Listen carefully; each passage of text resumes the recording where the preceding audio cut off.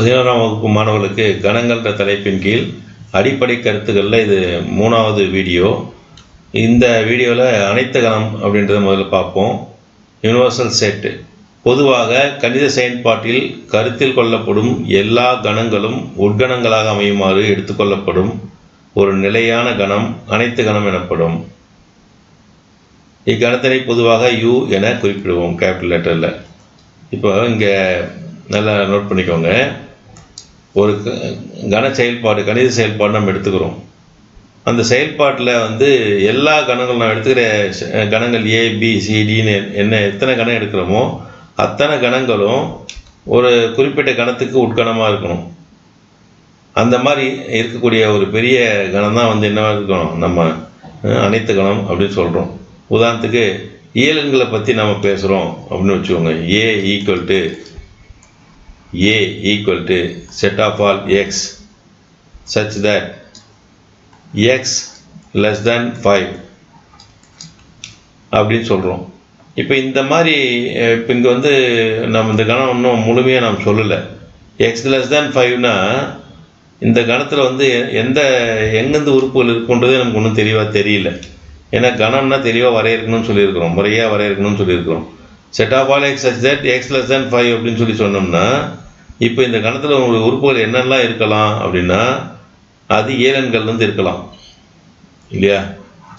ஏலெண்கள்லாம் இருக்கலாம். எக்ஸ் ஏலெண்கள் எடுத்துக்கலாம், இல்லை முழு எண்கள் எடுத்துக்கலாம், இல்லைன்னா முழுக்கள் எடுத்துக்கலாம், இல்லைன்னா மெய்யெண்களில் கூட எடுத்துக்கலாம். அதனால் இப்போ இந்த வெறுமனே இந்த மாதிரி நம்ம போடும்போது இந்த கணம் ஒரு தெளிவான ஒரு வரையறை கிடையாது. அதனால் நம்ம என்ன பண்ணணும், இதில் எக்ஸ் பிலாங்ஸ் டு என்னன்னோ எக்ஸ் பிலாங்ஸ் டு டபிள்யூன்னோ போடணும். இப்போ எக்ஸ் பிலாங்ஸ் டு டபிள்யூன்னு போட்டோம்னா ஏன்ற கணத்துக்கு என்னென்ன உறுப்புகள் கிடைக்கும்? இந்த ஏ என்ற கணத்தினுடைய உறுப்புகள் என்னென்னவா இருக்கும் பாருங்கள். எக்ஸ் பிலாங்ஸ் டு டபிள்யூன்னா டபிள்யூன்னும் போது முழு எண்கள் எது தொடங்கும்? 0வோடு தொடங்கும்.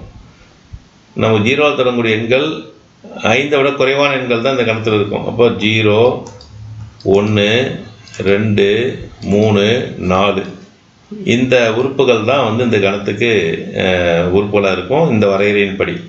இப்போ நம்ம இந்த இடத்துல இந்த எக்ஸ் பிலாங்ஸ் டபிள்யூன்ற ஒரு குறிப்பு நம்ம போடலன்னு சொன்னால் அந்த வரையறுக்கப்பட்ட இந்த இது கணம் வரையறுக்கும் போது தெளிவான ஒரு வரையறையாக இருக்காது. அப்போ இந்த மாதிரி நேரங்களில் இப்போ டபிள்யூ அப்படின்னு சொன்னால் நம்ம எக்ஸ் பிலாங்ஸ் டபிள்யூன்னு பேசும்போது நம்ம முழு எண்களை பற்றி பேசுகிறோம். அதனால் நாம் என்ன பண்ணலாம், இந்த அனைத்து கணத்தை U equal to Wன்னு எடுத்துக்கலாம். சரியா? வெறுமனே எக்ஸ் லெஸ் தேன் 5 இங்கே W போல் N போட்டால் ஏழெண்கள் கணத்தை நம்ம எடுத்துக்கலாம். இங்கே எக்ஸ் பிலாங்ஸ் Z போட்டால் முழுக்கள் கணத்தை நம்ம என்ன பண்ணலாம், அனைத்து கணமாக எடுத்துக்கலாம். ஆக நம்ம பேசக்கூடிய ஒரு தலைப்பு அந்த கணித செயல்பாட்டில் நமக்கு என்ன பேசுகிறோமோ எந்த கணங்களும் நம்ம எடுத்துக்கிறோமோ அந்த கணங்களை எல்லாம் உள்ளடக்கிய ஒரு பெரிய கணமாக தான் எது இருக்கும், அனைத்து கணம் இருக்கும். இப்போ அனைத்து கணம் என்பது எல்லா கணங்களையும் நாம் கணித செயல்பாட்டில் எடுத்துக்கொண்ட எல்லா கணங்களையும் உட்கணங்களாக எடுத்துக்கொண்ட ஒரு பெரிய கணம். அடுத்து 2 கணங்களுடைய சேர்ப்பு கணம்னா என்ன அப்படின்னு பார்க்கலாம். A, B என்ற இரு கணங்களின் சேர்ப்பு கணம் A யூனியன், இங்கிலீஷில் யூனியன் சொல்லுவோம், தமிழில் சேர்ப்புன்னு சொல்லுவோம். இந்த யூக்கு A union B equal to set of all x such that x என்பது ஏயின் உறுப்பு, ஆர் எக்ஸ் என்பது பியின் உறுப்பு. இந்த ஆர் என்ன தமிழில் அல்லதுன்னு சொல்லுவோம். சரியா? எக்ஸ் என்பது ஏயின் உறுப்பாக இருக்கணும், அல்லது எக்ஸ் என்பது என்ன இருக்கணும், பியின் உறுப்பாக இருக்கணும். சரியா? அந்த மாதிரி இருக்கிறது தான் ஏ சேர்ப்பு பி. ஏ சேர்ப்பு பியில் இருக்கக்கூடிய உறுப்புகள்லாம் எது இருக்குன்னா, ஒன்று கணம் 7 இருக்கும், இல்லைன்னா கணம் பியில் இருக்கும். இந்த மாதிரி கணம் 7 இருக்க உறுப்பையும் கணம் பியில் இருக்க உறுப்பையும் சேர்த்து எழுதணும். இங்கே நம்ம அந்த மாதிரி சேர்த்து எழுதும் போது ஒரு பாயிண்ட் நமக்கு ஞாபகம் வரணும். ஏன்னா நம்ம ஏற்கனவே சொல்லியிருக்கோம், உறுப்புகளை பட்டியலிடும் போது ஒரு முறை தான் பட்டியலிடணும்னு சொல்லியிருக்கோம்.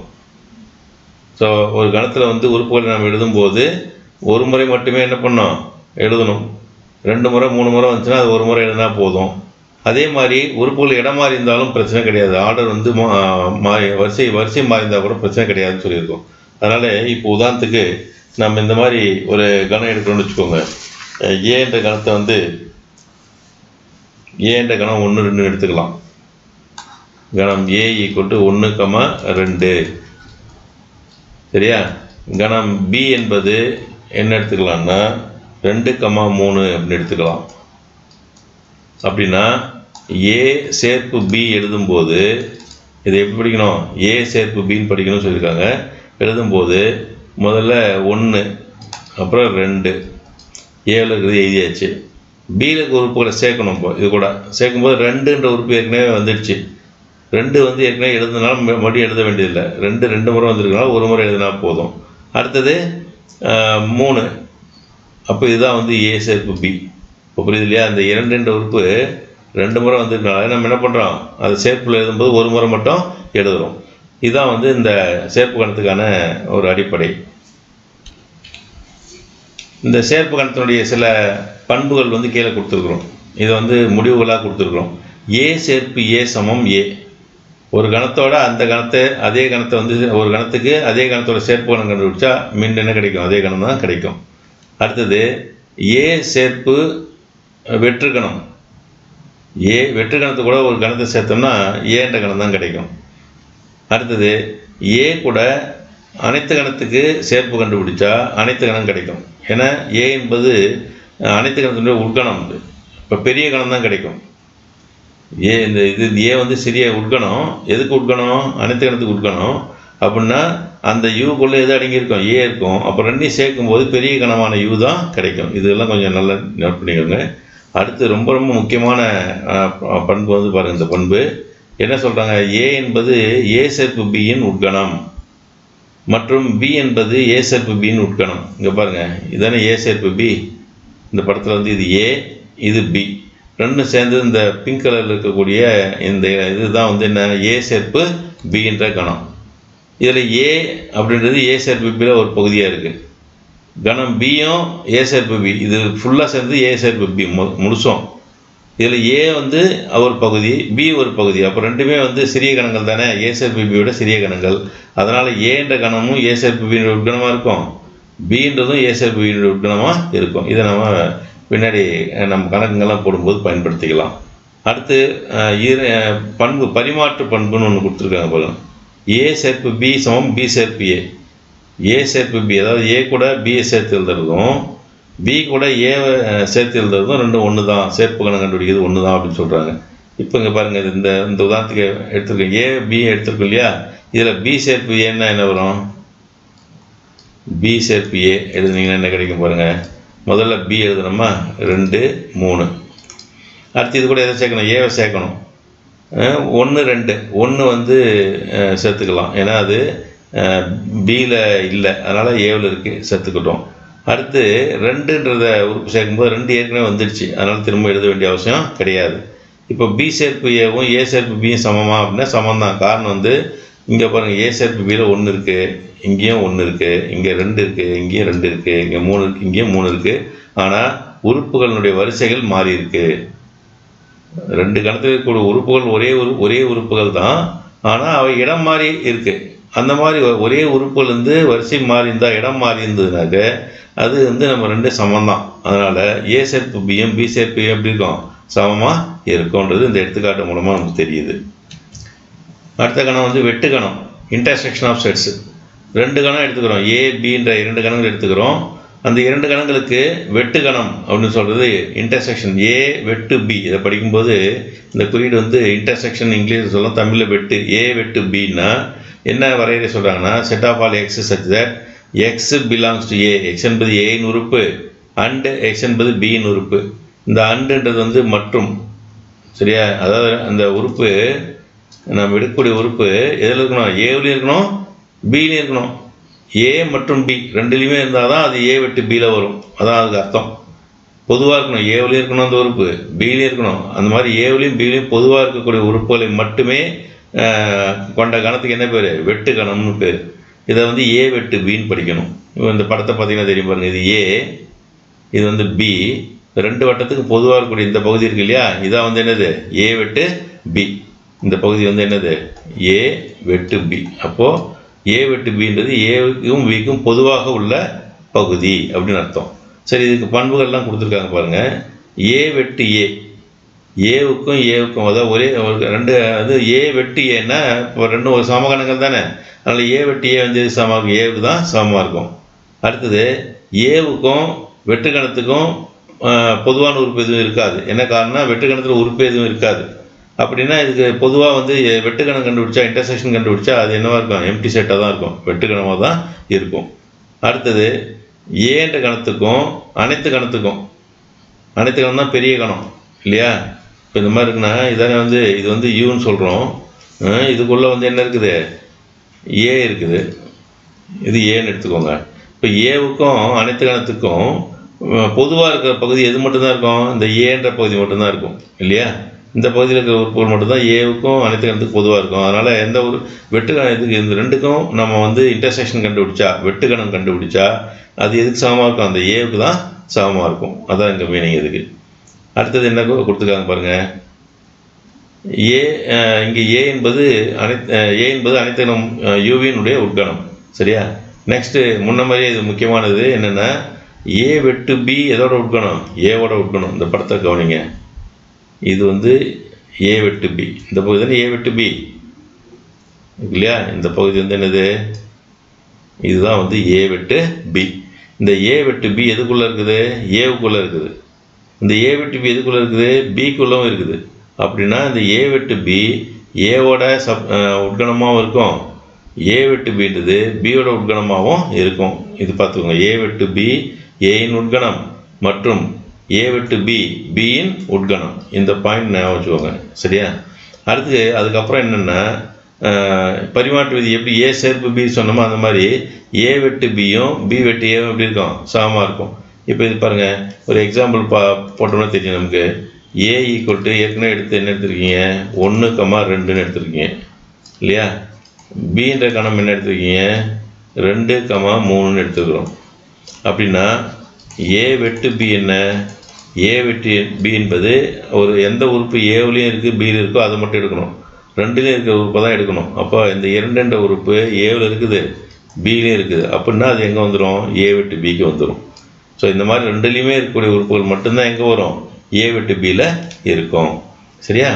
இது வந்து பார்த்துக்கோங்க. அடுத்து பி வெட்டு என்னென்ன? பி வெட்டு என்னங்க? பிக்கும் ஏவுக்கும் பொதுவாக இருக்குது. அதுவும் இதே தான். பியில் 2 இருக்குது, ஏவிலையும் 2 இருக்குது. அப்போ பி வெட்டு ஏவும் என்ன தான்? அந்த 2 உறுப்பு மட்டும்தான் இருக்கும். அதனால் இது 2 எப்படி இருக்கும்? ஏ வெட்டு பியும் பி வெட்டு ஏவும் சமமாக இருக்கும்.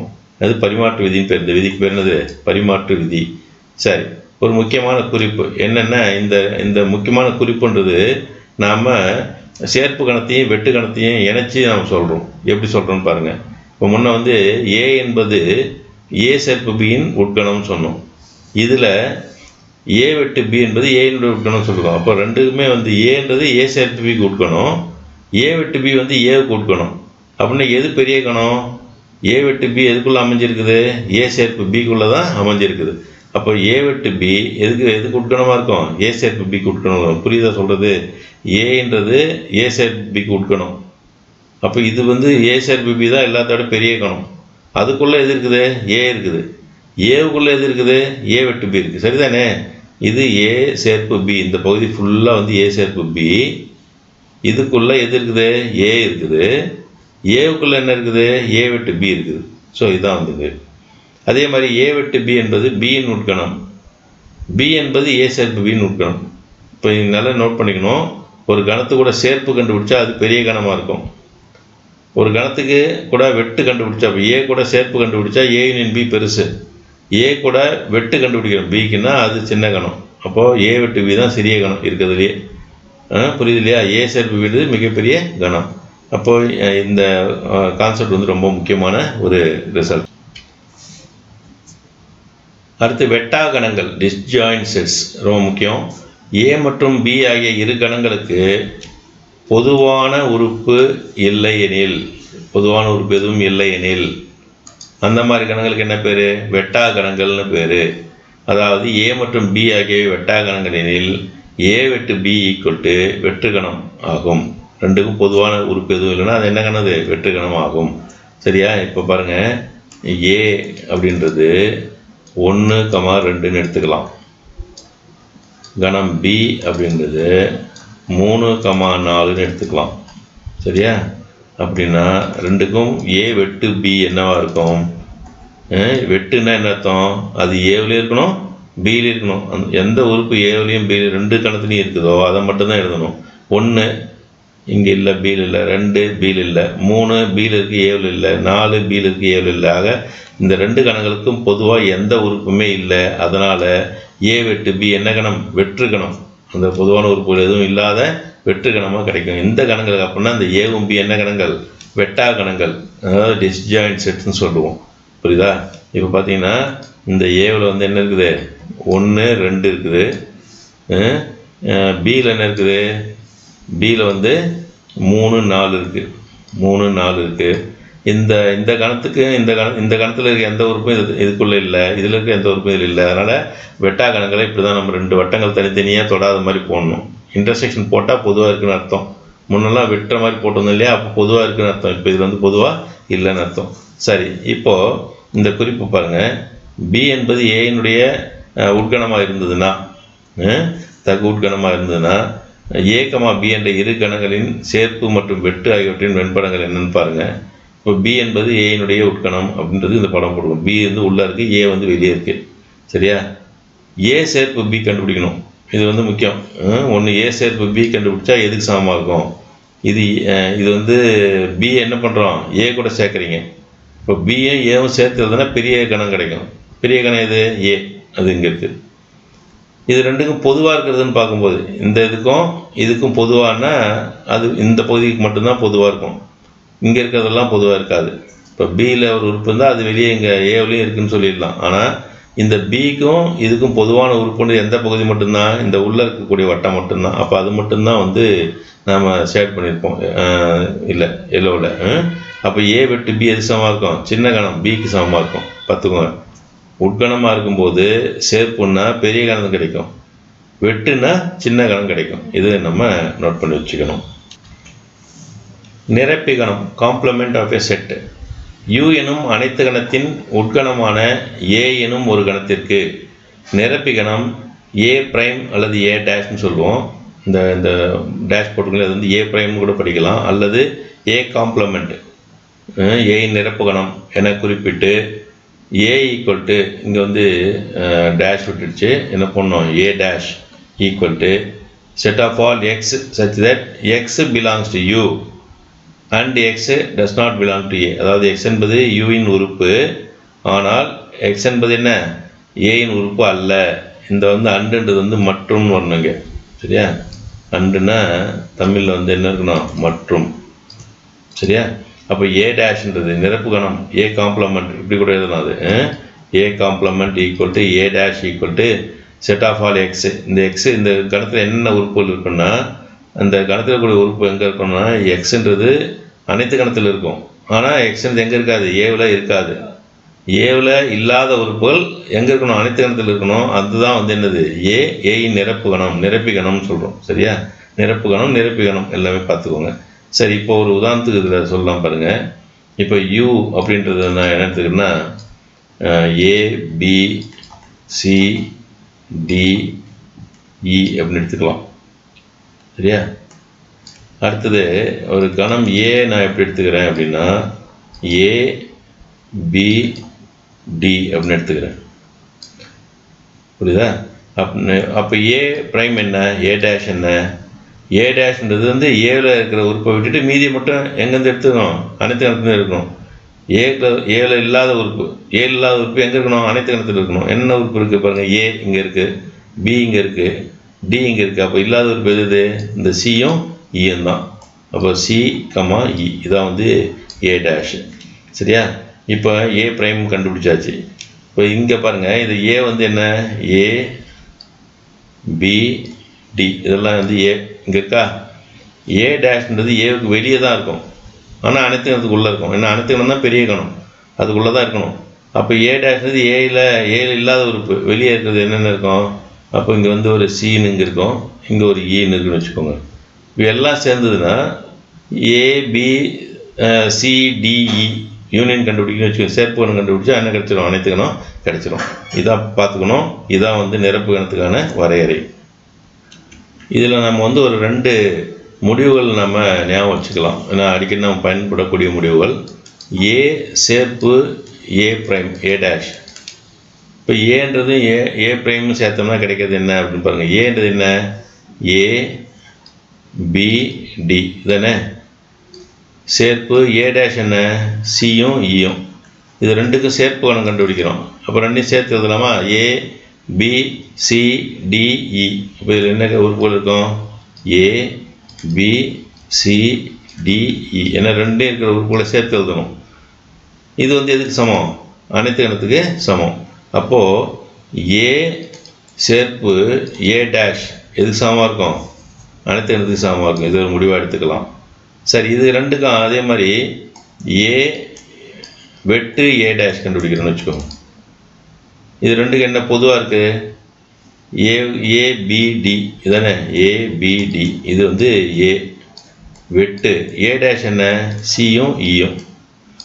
இப்போ நம்ம வெட்டு கணம்னா ரெண்டுலேயும் பொதுவாக இருக்கணும், ரெண்டுலேயும் இருக்கணும் அந்த உறுப்பு. அதை தான் நம்ம இங்கே எடுத்து எழுதணும். இப்போ ஏ இருக்குது இங்கே இல்லை, பி இருக்குது இங்கே இல்லை, டி இருக்குது இங்கே இல்லை. அப்போது ஒரு கணத்தில் இருக்க உறுப்பு இன்னொரு கணத்தில் இல்லை, எதுவுமே வரல. அதுமாதிரி சி இங்கே வரல, இ இங்கே வரல. அப்போது எந்த உறுப்புமே ரெண்டு கணத்துலேயும் பொதுவாக இல்லை. அப்படின்னா இந்த ஏ வெட்டு ஏ டேஷ் வந்து சமம், வெட்டு கணத்துக்கு சமம். இது ஒரு ரிசல்ட் ஞாபகம் வச்சுக்கோங்க. அப்போது ஏ வெட்டு ஏ டேஷ் ஈக்குவல் டு என்னது? வெற்று கணம். இது ஒரு முடிவாக நம்ம ஞாபகம் வச்சுக்கணும். ரொம்ப முக்கியமான ரிசல்ட்ஸ் ரெண்டு ஞாபகம் வச்சுக்கோங்க. அடுத்தது கன வித்தியாசம் அல்லது கன வேறுபாடு, செட் டிஃபரன்ஸ்னு சொல்லுவோம். கணம் ஏ மற்றும் கணம் பியின் வித்தியாசம் என்பது கணம் ஏயில் உள்ள ஆனால் கணம் பியில் இல்லாத உறுப்புகளை கொண்ட கணமாகும். முக்கியமானது தான். கணம் ஏயில் இருக்கணும், ஆனால் கணம் பியில் இருக்கக்கூடாது. அந்த மாதிரி உறுப்புகளை கொண்ட கணம் தான் இது ஏ வித்தியாசம் பி. இதை ஏ டிஃப்ரென்ஸ் பின்னு படிக்கணும். இந்த மைனஸ் படிக்கிறதுல இது வித்தியாசம். இந்த ஸ்லாஷ் போட்டாலும் வித்தியாசம் தான், இந்த மாதிரி மைனஸ் குறி போட்டாலும் வித்தியாசம் தான். இப்போ இது எப்படி படிக்கணும்? ஏ டிஃப்ரென்ஸ் பி என்பது ஏ மைனஸ் பி என்பதை ஏ வித்தியாசம் பி என படிக்க வேண்டும், மைனஸும் படிக்கக்கூடாது. சரியா? இப்போ இதுக்கு வரைகிற என்ன சொல்கிறாங்க? ஏ டிஃப்ரென்ஸ் பி, ஏ வித்தியாசம் பி சமம் set of all x such that x என்பது ஏயின் உறுப்பாக இருக்கணும் மற்றும் எக்ஸ் என்பது பியின் உறுப்பு அல்ல. எக்ஸ் என்பது ஏயின் உறுப்பு மற்றும் எக்ஸ் என்பது பியின் உறுப்பு அல்ல. புரியுதா சொல்கிறது? எக்ஸ் இந்த கணத்தில் ஏ வித்தியாசம் பியில் இருக்கக்கூடிய உறுப்புகள்லாம் எதில் இருக்கணும்? முதல் கணத்தில் இருக்கணும். அதானே ஏ வித்தியாசம் பின்னா ஏவில் இருக்கணும். எங்கே இருக்கக்கூடாது? பியில் இருக்கக்கூடாது. இது ஞாபகம் வச்சுக்கோங்க. முதல் கணத்தில் இருக்கணும், ரெண்டாவது கணத்தில் இருக்கக்கூடாது. இப்படி வச்சிங்கன்னா ஈஸியாக சொல்லிடலாம். அண்டுன்றது என்னது? மற்றும். ரெண்டுலேயுமே இந்த ரெண்டு கட்டுப்பாடும் ஒன்றா சேர்ந்து வரணும். அதாவது உறுப்பு வந்து ஏவில் இருக்கணும், ஆனால் எங்கே இருக்கக்கூடாது? பியில் இருக்கக்கூடாது அப்படின்னு ஞாபகம் வச்சுக்கோங்க. இதுக்கு வெண்படம்லாம் போட்டு காமிச்சுக்கோங்க. ஏ வித்தியாசம் பின்னா ஏ வித்தியாசம் பின்னும் போது அதில் பிஏ வராது, பி எதுவுமே இருக்கக்கூடாது. அப்போ ஏவில் இருக்கிறது இது மட்டும்தான், இந்த ஏரியா மட்டும். இது என்ன பண்ணுறோம்? ஏ மட்டும்னு சொல்கிறது. இது நம்ம சொல்கிறது என்ன? ஏ மட்டும். இந்த ஷேர் பண்ணியிருக்கோம் இல்லையா, நிழட்டு பகுதி வந்து ஏ மட்டும்னு சொல்லுவோம். அதே மாதிரி இது வந்து பி டிஃப்ரென்ஸ் என்ன? பியில் இருக்கும், ஆனால் ஏவில் இருக்காது. அப்போ ஏ ஃபுல்லாக காலியாக விட்டோம், பியில் தான் இருக்குது. அப்போ இது பி மட்டும், பி டிஃப்ரென்ஷியேட்டது. சரியா? வெட்டா கணங்களாக இருந்ததுன்னா, ஏவுக்கும் பிக்கும் பொதுவான உறுப்பு இல்லாமல் வெட்டா கணங்களாக இருந்தால் ஏ வித்தியாசம் பின்றது இந்த ஏ வட்டத்தை மட்டும்தான் குறிக்கும். பி வித்தியாசம் ஏன்னா அது பி வட்டத்தை மட்டும்தான் குறிக்கும். இது நம்ம கொஞ்சம் ஞாபகம் வச்சு பார்த்துக்கணும். அப்போ ஏ வித்தியாசம் பி கண்டுபிடிக்கிறதுக்கு நம்ம ஒரு சின்ன எடுத்துக்காட்டு பார்க்கலாம். ஏ ஈக்குவல் டு என்ன எடுத்துக்கலாம் அப்படின்னா 1 2 3 4 5ன்னு எடுத்துக்கோங்க. 1 2 3 4 5ன்னு எடுத்துக்கோங்க. சரியா? பின்ற கணத்தை நாம் என்ன எடுத்துக்கலாம்னா 2, 4ன்னு எடுத்துக்கலாம். சரியா? அப்போ ஏ வித்தியாசம் பி எழுதணும்னா என்ன பண்ணணும்? நாம் எடுத்துக்கிற உறுப்பு ஏவில் இருக்கணும், பியில் இருக்கக்கூடாது. சரி, 1ன்ற உறுப்பு எடுத்துக்கலாம். 1 ஏவில் இருக்குது, ஆனால் எங்கே இல்லை? பியில் இல்லை. அப்படின்னா ஏ வித்தியாசம் பியில் அந்த உறுப்பு வந்துடும். 2 ஏவில் இருக்குது, பியிலையும் இருக்குது. அப்போ அதை எழுதக்கூடாது. சரியா? இந்த உறுப்பு பார்த்தீங்கன்னா ரெண்டுலேயுமே இருக்கா, அப்போ அது எழுதக்கூடாது. ஏவில் வந்தால் பியில் ஏவில் இருக்கணும், பியில் இருக்கக்கூடாதுன்னு சொல்கிறாங்க. ஆனால் இது ஏவில் இருக்குது, பியில் இருக்குது. அப்போ அது வந்து ஏ டிஃப்ரென்ஸ் ஏ வித்தியாசம் பியில் வராது. 3 ஏவில் இருக்குது, பியில் இல்லை. அப்போ இங்கே எழுதிக்கலாம். அடுத்து 4 ஏவிலையும் வந்துருச்சு, பியிலையும் இருக்குது. அப்போ அது வராது. 5 ஏவில் இருக்குது, பியில் இல்லை. அப்போ இங்கே எழுதிக்கலாம். சொல்கிறது புரிஞ்சுக்கணும். முதல்ல இருக்கிற எழுத்து முதல் கணம் இல்லையா? ஏ முதல் கணம் மைனஸ் ரெண்டாவது கணம் வந்தால் இங்கே எழுதுகிற உறுப்பெல்லாம் எங்கே தான் இருக்கணும்? முதல் கணத்தில் மட்டும்தான் இருக்கணும், ரெண்டாவது கணத்தில் இருக்கக்கூடாது. அப்படி தான் நீங்கள் செக் பண்ணணும். சரி, இதுக்கே நம்ம பி வித்தியாசம் ஏ கண்டுபிடிக்கலாமா? பி வித்தியாசம் ஏ கண்டுபிடிச்சிங்கன்னா இப்போ பாருங்கள், பிலேருந்து ஏவுக்கு பார்க்கணும். 2 பியில் இருக்குது, ஏவில் இருக்குது, அப்போ இங்கே வராது. 4 பியில் இருக்குது, ஏவில் இருக்குது, அப்போ இதுவும் வராது. அப்போ இதை தவிர பியில் வேறு எதுவும் உறுப்பும் இல்லை.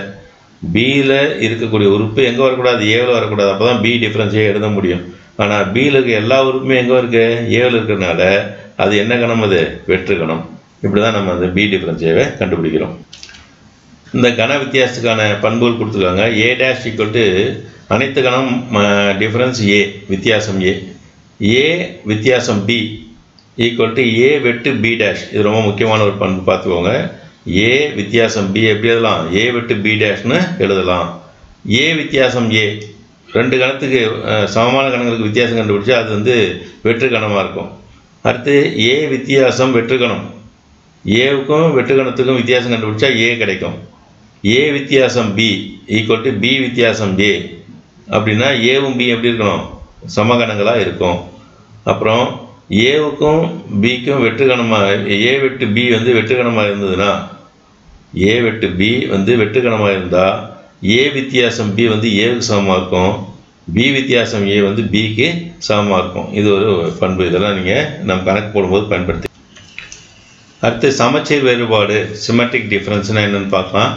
ஏ மற்றும் பி ஆகிய கணங்களின் சமச்சீர் வேறுபாடு என்பதை ஏ சமச்சீர் வேறுபாடு பி, இது டெல்டான்னு சில பேர் படிப்பாங்க, பார்த்துக்கோங்க. ஏ சமச்சீர் வேறுபாடு பி என குறிப்பிட்டு ஏ சமச்சீர் பி ஈக்குவல் டு ஏ வித்தியாசம் பி சேர்ப்பு பி வித்தியாசம் ஏ என வரையறுக்கப்படுகிறது. அப்போது சமச்சீர் வித்தியாசத்தை வந்து நம்ம இப்படி தான் சொல்லுவோம். இதை நீங்கள் படிக்கும்போது டெல்டான்னு படிக்கிறது போல் சமச்சீர் வித்தியாசமே படிச்சிடலாம். ஏ சமச்சீர் வித்தியாசம் பி என்பது எதுக்கு சமம்? ஏ வித்தியாசம் பி கண்டுபிடிக்கணும், பி வித்தியாசம் ஏ கண்டுபிடிக்கணும். ரெண்டையும் சேர்த்தோம்னா சேர்ப்பு கணமாக மாற்றினா அது வந்து என்னது? ஏ சமச்சீர் வித்தியாசம் பி கிடைக்கும். ஆனால் இன்னொரு முறையும் சொல்லலாம். ஏ யூனியன் பியில் உள்ள ஆனால் ஏ வெட்டு பியில் இல்லாத உறுப்புகள் மட்டுமே ஏ சமச்சீர் வித்தியாசம் பியில் இருக்கும். இது வந்து நம்ம ஒரு படம் மூலமாக சொல்லலாம் பாருங்கள். இப்போ நம்ம ஏற்கனவே இது வந்து ஏன்ற ஒரு கணத்தையும் இது பின்ற கணத்தையும் குறிக்கிற மாதிரி இருக்கட்டும். இது வந்து அனைத்து கணம்னு எடுத்துக்கலாம். யூன்றது அனைத்து கணம். இப்போ ஏ சமச்சீர் பின்னா, இப்போ இது வந்து ஏ வித்தியாசம் பி நம்ம ஏற்கனவே எப்படி மார்க் பண்ணியிருக்கோம்? நம்ம ஏற்கனவே பண்ணியிருக்கோம், படம் போட்டு காமிச்சிருக்கோம் இல்லையா? இந்த பகுதி தான் வந்து என்னது? இந்த பகுதி வந்து ஏ வித்தியாசம் பி இல்லையா? இது வந்து என்னது? ஏ வித்தியாசம் பி நம்ம பார்த்துருக்கோம் ஏற்கனவே. ஏ வித்தியாசம் பி. சரி, இதுக்கு பக்கம் வெளியே இருக்கக்கூடிய பகுதி இருக்கு பாருங்க. இந்த பகுதி என்ன அப்படின்னா, இந்த பகுதி இது பி வித்தியாசம் ஏ நாம் பார்த்துருக்கோம். இது வந்து பி வித்தியாசம் ஏ. இப்போ வரையறை என்ன சொல்லுதுன்னா, ஏ சமச்சீர் வித்தியாசம் பி எதுக்கு சமம்? ஏ வித்தியாசம் பியையும் பி வித்தியாசம் ஏவையும், அப்போ இந்த கோடு போட்ட பகுதியும் இந்த கோடு போட்ட பகுதியும் சேர்த்தோம்னா கிடைக்கிது இது சமச்சீர் வேறுபாடு. சரியா? சமச்சீர் வித்தியாசம். அது இன்னொன்று என்ன சொல்கிறாங்க, ஏ யூனியன் பியில் இருக்கணும். இந்த முழு பகுதியும் ஏவும் பியும் சேர்ந்தது ஏ யூனியன் பி, ஏ சேர்ப்பு பி இல்லையா? அதில் பார்த்தீங்கன்னா இந்த ஏ வெட்டு பி தான், இந்த பகுதி தான் ஏ வெட்டு பி. இந்த பகுதி வந்து கோடு போடாமல் இருக்குது. அதனால் இந்த மொத்தமாக ஏ சேர்ப்பு பியிலேருந்து ஏ வெட்டு பியை நம்ம எடுத்துட்டோம்னா, நீக்கிட்டோம்னா கிடைக்கிறது என்னது? ஏ சமச்சீர் வேறுபாடு அப்படின்னும் சொல்லலாம் அப்படின்னு சொல்கிறாங்க. அப்போ ஏ சமச்சீர் பி சமம் ஏ சேர்ப்பு பி வித்தியாசம் ஏ வெட்டு பி. அதாவது ஏ சேர்ப்பு பியில் இருக்கணும், ஆனால் எங்கே இருக்கக்கூடாது? ஏ வெட்டு பியில் இருக்கக்கூடாது அப்படின்னு வந்ததுனாலும் அதுவுமே என்னது? சமச்சீர் வேறுபாடு தான். சமச்சீர் வேறுபாடு அப்படின்றத ஒரு எடுத்துக்காட்டு மூலமாக நம்ம சரி பார்க்கலாம். இப்போ ஏன்ற கணம் வந்து என்ன எடுத்துக்கலாம்னா 1, 2, 3, 4, 5ன்னு எடுத்துக்கலாம். ஏற்கனவே நம்ம எடுத்தது தான். கணம் பி இதில் இருக்கக்கூடிய உறுப்புகள் 2, 4. சரியா? அந்த கன வேறுபாடு கொடுத்த அதே எடுத்துக்காட்டு. அதில் நம்ம ஏற்கனவே என்ன கண்டுபிடிச்சிருக்கோன்னா ஏ வித்தியாசம் பி கண்டுபிடிச்சிருக்கிறோம். ஏ வித்தியாசம் பின்றது ஏவில் இருக்கணும், பியில் இருக்கக்கூடாது. மறுபடியும் ஒரு முறை கூட பார்த்துக்கோங்க. 1 ஏவில் இருக்குது, பியில் இல்லை, அதனால் 1 எழுதிக்கலாம். 2 ஏவில் இருக்குது, பியில் இருக்குது, எழுதக்கூடாது.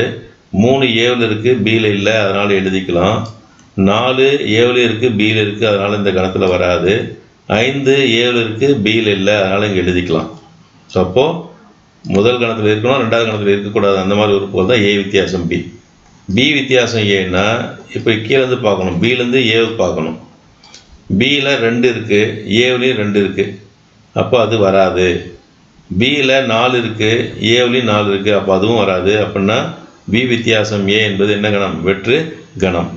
சரி, அப்படின்னா ஏ சமச்சீர் வேறுபாடு பி அப்படின்றது என்ன வரையறை? ஏ வித்தியாசம் பி சேர்ப்பு பி வித்தியாசம் ஏ. ஏ வித்தியாசம் பி வந்து என்ன? 1, 3, 5. அதை எது கூட சேர்க்குறோம் அப்படின்னா வெற்று கணத்து கூட சேர்க்குறோம். ஸோ வெற்று கணத்தில் எந்த உறுப்புமே இல்லைன்றனால இது ரெண்டையும் சேர்த்தாலும் அதே உறுப்பு தான் கிடைக்கும். அப்போ 1, 3, 5 கிடைக்கும். இது வந்து ஏ சமச்சீர் வேறுபாடு பி ஒரு முறையில் கண்டுபிடிச்சிட்டோம். இன்னொரு வரையறை சொல்லியிருக்காங்க, என்ன? ஏ சேர்ப்பு பி வித்தியாசம் ஏ வெட்டு பி. அதையும் பார்த்துடலாம். அப்போ ஏ வித்தியாசம் பி முதல்ல கண்டுபிடிங்க, ஏ சேர்ப்பு பி கண்டுபிடிங்க. ஏ சேர்ப்பு பின்றது என்ன? ஏவில் இருக்கிற உறுப்பையும் பியில் இருக்கிற உறுப்பையும் சேர்த்து எழுதணும். சேர்த்து எழுதும்போது 1 வந்து பியில் இல்லை. அதாவது ஏதாவது ஏவில் இருந்தாலும் சரி பியில் இருந்தாலும் சரி ரெண்டையும் சேர்த்து எழுதணும். ரெண்டையும் சேர்த்து எழுதும்போது ஒரே உறுப்பு 2 முறை வந்தால் அதை மட்டும் என்ன பண்ணணும்? ஒரு முறை எழுதணும். அப்போ 1 ஒரு முறை தான் வந்திருக்குது. 2 பாருங்கள், 2லேயுமே இருக்குது, அப்போ ஒரு முறை எழுதிக்கோங்க. 3 ஒரு முறை தான் வந்திருக்கு. 4 ஏவில் இருக்குது, 2லேயும் வந்திருக்கனால ஒரு முறை எழுதிட்டா போதும். 5 ஒரு முறை தான் வந்திருக்குது. இதுதான் ஏ சேர்ப்பு பி. ஏ வெட்டு பின்னா என்ன அப்படின்னா அந்த உறுப்பு நம்ம இந்த ஏ வெட்டு பியில் வர உறுப்பு எப்படி இருக்கணும்? ஏவிலையும் இருக்கணும், பியிலையும் இருக்கணும். அப்படி பார்த்தோம்னா 2 உறுப்பு 4 உறுப்பு 2 தான் வந்து 2லேயுமே இருக்குது. அப்போ 2, 4 இருக்குது. இப்போ இது ரெண்டுக்கும் அடுத்து என்ன? இந்த வரையறை பயன்படுத்தலாமா? ஏ சமச்சீர் வேறுபாடு பி சமம் ஏ சேர்ப்பு பி. ஏ சேர்ப்பு பின்னா 1, 2, 3, 4, 5. வித்தியாசம் பி வந்து என்ன? ஏ வெட்டு பி என்ன? 2, 4. இப்போ என்ன அர்த்தம்னா இந்த முதல்ல இருக்கிற உறுப்பை ஒன்றா எடுத்து இதில் இருக்கான்னு பாருங்கள்.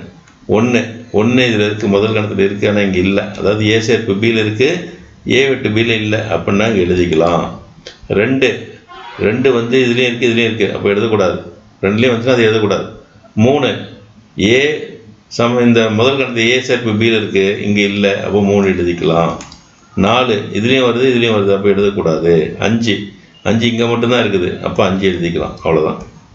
இப்போ இது வந்து 2வது சமன்பாடு. இப்போ ரெண்டும் பாருங்கள் எப்படி இருக்குது?